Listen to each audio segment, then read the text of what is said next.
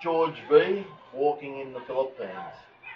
So today's video is more of a discussion and my thoughts on transportation in the Philippines, and I'd really like your assistance in comments below on what your thought is.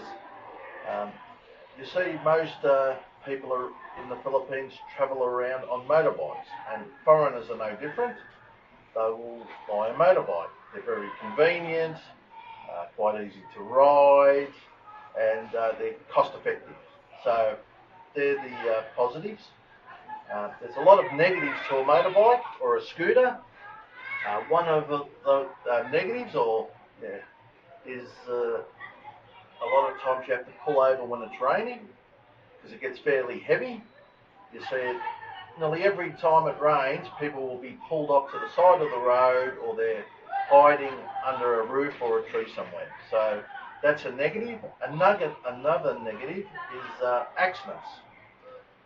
I'd say just about everyone that lives in the Philippines at some stage will have an accident on a motorbike. Now, a friend of mine who is currently in Thailand had an accident about a month ago and has spent 3 weeks in hospital with a punctured lung and 2 broken ribs.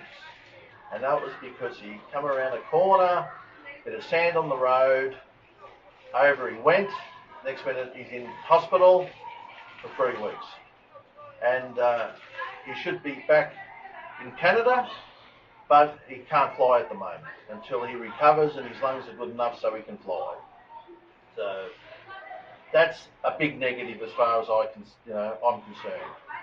Spending your time in hospital is no reason to have a motorbike. To me, that's just a no-no. So I've been thinking about buying a tricycle, and I can't understand why more foreigners don't have tricycles, because the motorbike I was looking at buying was 150,000 peso. Now, a tricycle is roughly 180,000 peso. So you can, the advantages that I can see with a tricycle is all you have to do is slow down when it's raining. You've got less chance of slipping on the road because of sand. So I think you've got less chance of having an accident.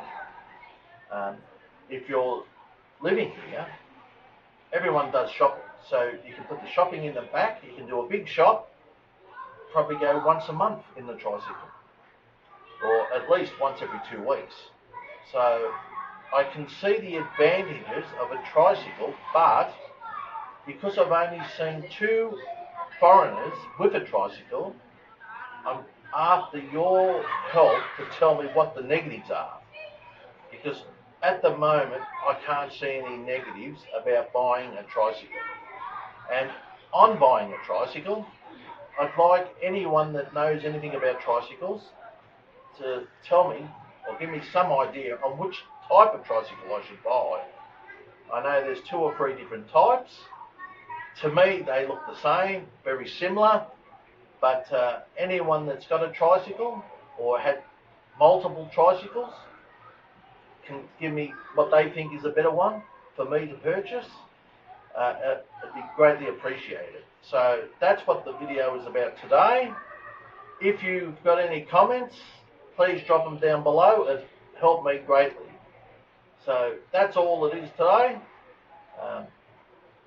I hope you've enjoyed this discussion, and I'm sure there'd be other foreigners thinking the same thing that I'm thinking. So this may help a lot of people decide what they need to buy when they're living in the Philippines.